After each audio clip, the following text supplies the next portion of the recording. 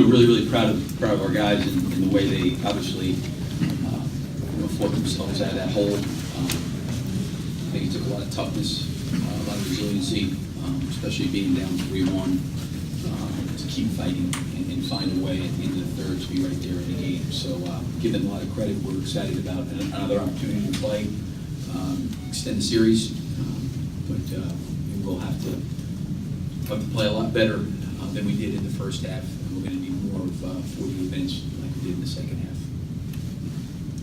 Coach Michael Kennedy, UConn Review, down 25, around 8-9 minutes left. What happened? We kept playing. I think the biggest thing was we had too many breakdowns defensively, and I thought in the second half we had very, very few. And some of the breakdowns were communication, things that we've got to get done, and I think that they did that, at a much higher level. You get a lot of respect for Utah. You've got to be on point. They're a very, very good offensive team, and you got to be on point in terms of your offense, moving the ball, and making the right reads and the right decisions. And I thought in that first half, we did not do the things that we needed to do on a consistent enough basis. And from that 8-minute mark, I thought we were really, really good at doing the things we wanted to do. Coach, Brady Trantham, 107.7 The Franchise in OKC. A lot gets talked about momentum going into the postseason, whether you're having success going into the playoffs or from game to game. Is this something that you guys feel like you can really ride the momentum in going into Salt Lake City in Game 6? I don't look at it that way at all. I think it's a game that we just played. We need to make corrections. We need to figure out adjustments and changes and things we need to do a little bit differently and better. And then this game will be behind us, and we got to get ready to go and play against a team that, like I said, we have great respect for, and it's a hard place to play. Dean Blevins, News 9 Sports, Oklahoma City. Ever been a part of one like this, Billy? Well, was this on a line? No, but I mean, I was on the Kentucky bench as an assistant coach when we were down by 35 in the second half and came back and won. So, but obviously it was a regular season game. Yeah, I mean, our guys just kept battling. I think when we got it, I saw us starting that. We really, I thought Russell generated and Paul generated a lot of life for our team. We were having a hard time scoring. We didn't shoot the ball well. I think we shot 42% in the first half on plays at the rim. Second half, we finished much, much better at the basket. I think when we got a couple downhill drives, Russell made back-to-back threes. He just gave us some life. And when you're working as hard as you are defensively, and you're struggling to score, it bleeds into some of those breakdowns defensively. So in the second half, we were better offensively. We played downhill. We got to the free throw line. We moved the ball. We made some threes. Obviously Russell and Paul offensively were terrific. But I thought it really energized us defensively as well. Michael Downey, WWLS, the sports analyst. Billy, where did you feel like the defense changed in the second half for you guys? I thought the communication was a lot better. I thought our rotations were a lot better. We got hurt a few times with Mitchell, in the slot, driving the ball to the rim and taking it to the basket.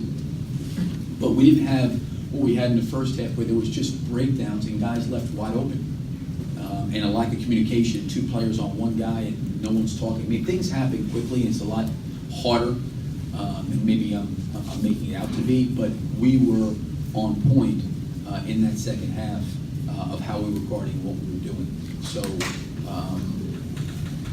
I thought they really got into a great rhythm offensively shooting the ball, because they had just these wide open catch and shoot threes. First quarter, it was 7 for 10.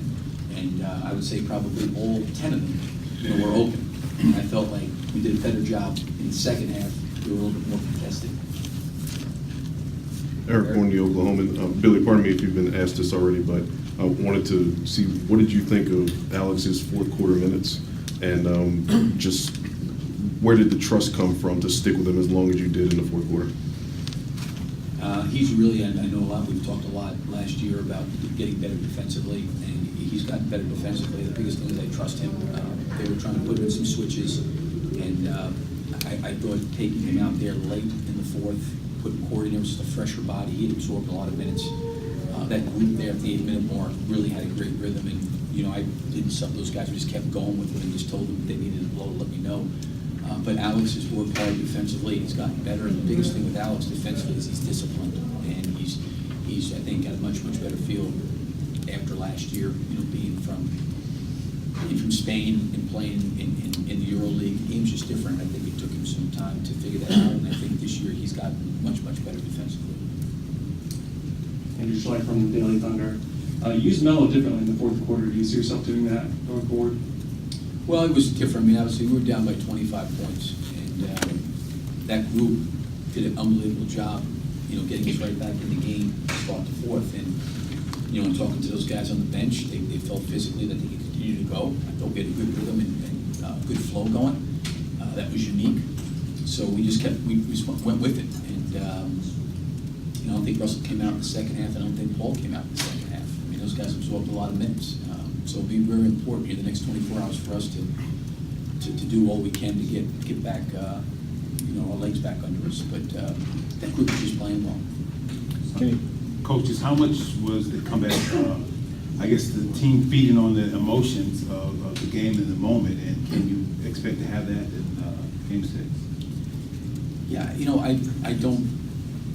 Once tomorrow starts, like this is over with. You get a whole different set of things. So I don't look at it like we're carrying any momentum. We've got to go in there and we've got to play. And we've got to play better. This is a team that's down by 25 points, and I'm obviously thrilled with the comeback. It was a great job. You get down 25 points on the road, that's hard to overcome. And we were fortunate, our crowd got behind us and we made some shots.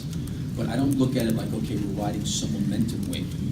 I don't feel that way. We've got to come back and do it again. And this has been this team's greatest challenge, is the consistency to be able to come back the next game and do it again over and over and over. And that's what's going to be required, to continue to advance the series. Fred Gaston on the transcript. Billy made some changes to pick and roll coverage in the second half. It seemed to be pretty effective. What allowed that to work so well? I just said before, I thought our communication in the first half was not very good, and in particular in the first quarter. They got off 10 threes, made 7 of them, and there were guys wide open, and just a lack of communication. 2 guys on 1 guy, and we did a much, much better job communicating. I think it got compounded because we were struggling. I think we shot 42% in the first half in the deep paint. And once we kind of made some shots, we did a better job defensively. And I thought our communication was much better.